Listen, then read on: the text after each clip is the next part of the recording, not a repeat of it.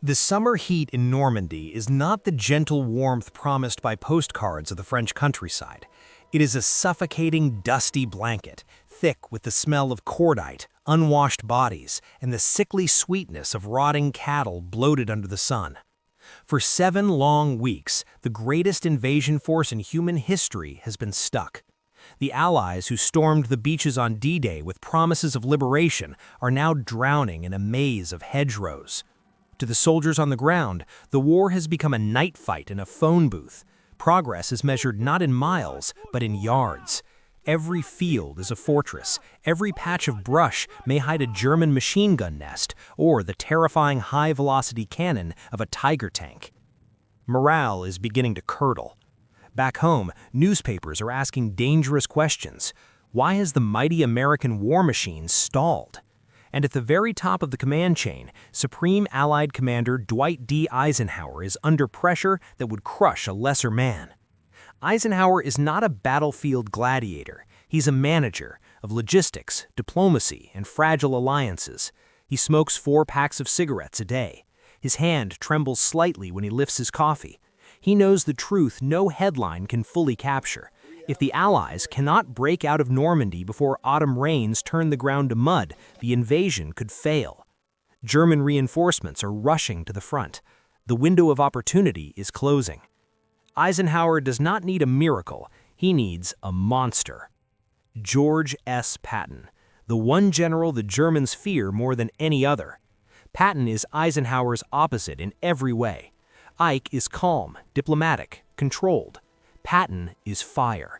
He believes he fought alongside Caesar and Napoleon in past lives. He wears ivory-handled revolvers. His speeches drip with profanity strong enough to make hardened sergeants flinch.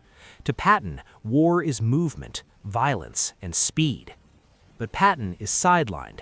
After the infamous slapping incidents in Sicily, when he struck shell-shocked soldiers, he was benched, publicly humiliated, quietly used as a decoy, a phantom threat meant to keep German intelligence guessing while other generals led the invasion. Now, with the Allied armies grinding themselves into dust, Eisenhower knows the truth. He has no choice. He must unleash the rabid dog. Patton is given command of the newly activated Third Army with a single unspoken expectation: attack. A dangerous partnership. The relationship between Eisenhower and Patton is one of the most complex in military history. They are friends, old comrades, rivals. Ike is calm, diplomatic, controlled. Patton is fire. Yet, Eisenhower is younger. He's the boss. Patton, senior in experience and age, now answers to a man he once mentored in tank warfare. It gnaws at him. But Eisenhower understands something few others do. Patton walks a razor-thin line between genius and madness. To get the best out of him, you must let him run, while holding the leash just tight enough to keep him from destroying himself. Operation Cobra. The plan to break the deadlock is codenamed Operation Cobra. It's a gamble. Massive air power will carpet bomb a narrow section of the German line, pulverizing defenses and tearing open a hole. Through it, American armor is meant to pour into open country. But the real question is not the breakout, it's what comes after. Do the Allies consolidate, or do they risk everything on speed, defying logistics, doctrine, and common sense? On July 25th, the sky turns black with bombers. The ground shakes so violently that men miles away fall to their knees. An elite German panzer division is nearly vaporized. The hole is open, but momentum is slow. The fighting is messy. The Germans are rallying. Then, August 1st, the information is electric. The Third Army is activated. It is like flipping a switch. Patton unleashed. Patton does not believe in digging in. He does not believe in sleep. He issues an order that terrifies supply officers and electrifies tank crews. We are going to move so fast, the enemy won't have time to set their fuses. The columns surge forward, not walking, not advancing, sprinting. Patton ignores doctrine, demanding secure flanks. When subordinates warn him of vulnerability, he snaps back. Let the enemy worry about their flanks. I'll shoot up their rear.